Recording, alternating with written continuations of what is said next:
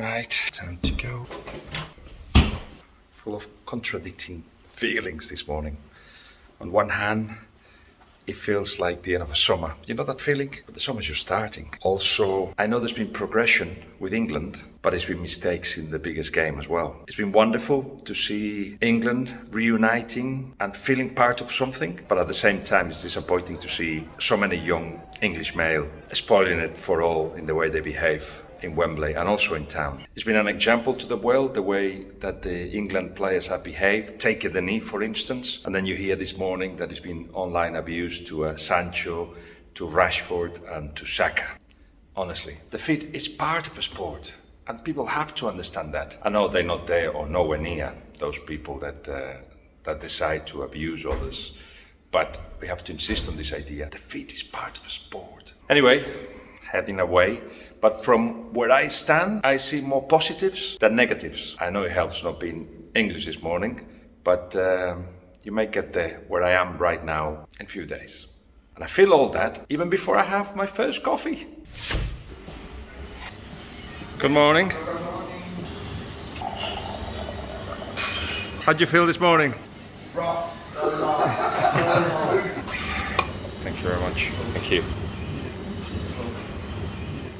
Let's talk first about the game last night. England played as they've been playing all tournament. The defensive structure was so solid, so difficult to break that it needed a set piece to do so. It was a fantastic display yet again of individual decisions in the defending, Maguire especially, but collectively the team just had one single idea. Attacking, well, Kane, as he's done in other games in this tournament, and I remember doing against Spain in the Nations League, dropped deeper to create superiority in midfield, and when Kane had the ball, he turned and always find one or two men with space, especially at the beginning of the game with Luke Shaw on the left-hand side. But also there were attacks down the right-hand side that were relatively easy to do because Italy were just taken aback by this movement of Kane. That was a first half in which England were superior, clearly. The worry at that point was, will they be able to maintain this work without the ball, as Italy were on the up. England didn't have the ball, and that means a lot of running and a lot of tiredness psychologically. Plus, they had rested one less day than Italy. England were defending that style because that's what's in their essence. There's two things that every, say, foreign coach when they come to England see. One, the essence of England is a strong defence and pace up front. Be strong as a player and have pace and you'll play up front. And that was represented in the style of England in this tournament, no doubt about that. When Kane had the ball or when the midfielders, especially the centre-backs, had the ball, they delivered to those that have pace up front, Sterling mostly. It's just that tiredness started to set in, especially in the second half, with an Italy that started to control the game and do the things that you're supposed to do against this kind of simple proposal, which was defend deep, give the ball to the fast players up front. And that is, it's a whole list of things that you have to do. Find the players between the lines. As England are so compact in the middle, stopping Verratti, Barella, Jorginho, then you are forced to go wide. Well, then go wide. When you have the ball in wide positions or between the lines, then you have to get one or two or three players to run in behind. All those things have to happen. You have to have the patience of build up and actually make that quick move, either down to the wing or between the lines at the right time. But you have to build that attack. Complex solutions to what it was a relatively simple proposal of England. That's why it was successful, England. The problem was, in a set piece, Italy scored. And from that moment on, tiredness, perhaps fear as well, just got in a mix that made England started to not keep the ball for long periods, and Italy felt that it was their moment. That went on until the last 10 minutes of extra time. But why couldn't England keep the ball? And this is absolutely crucial to see how far England have progressed, but what they have to do next. Certainly, they have found a way to go far in tournaments. Semi-finals of the World Cup and final of the European Championships is proof that things are going the right way. But against the biggest sides, you need a midfield that can control the ball. And Declan Rice and Calvin Phillips, and I said that early in the tournament, are not those kind of players. These are players that deliver the ball quickly up front and defend very, very well. But that extra thing that you have to do, define the tempo, dominate, keeping the ball when you have to. England don't have those midfielders, and that's why also Gareth Southgate has played the way that he has played,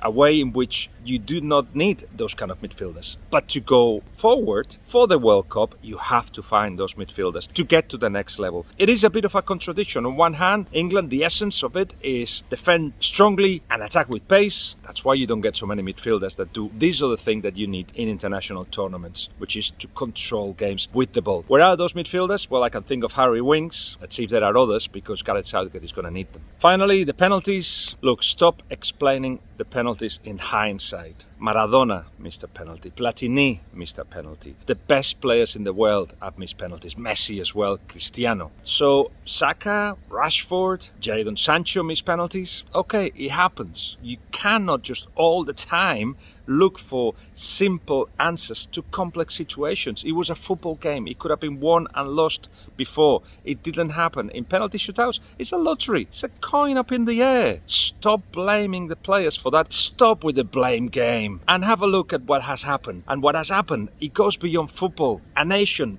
united. Players that have used their authority and power for good causes. A team that's competing better. A manager that, by the way, knows what the weaknesses are. And he did say after the game, we didn't control the game with the ball. He knows that's the work to be put in to improve England. Have a look at all that. And I know today's hard, but England is in a good place. It is England's time. There is a progression. You can see it in the results. The World Cup, another challenge. And I expect them to go really far as well. Anyway, have to leave this wonderful hotel and head towards the airport. On the way, I'll stop for another coffee, discuss with RTE my thoughts on the tournament, which more or less you've heard already.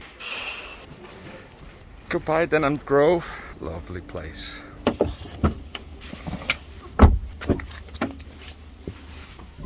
Should we stop at a service station?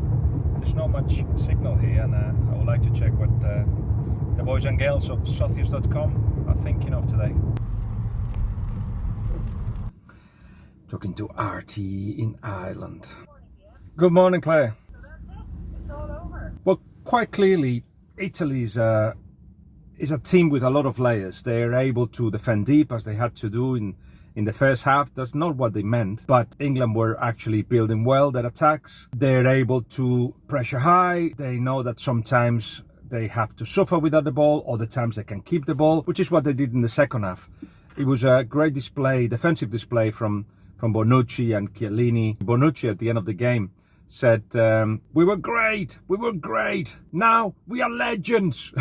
And nobody will argue with him. Thank you. Thanks, Claire. Bye-bye. And that's it. That's my last bit for the European Championships. Only one thing left to do.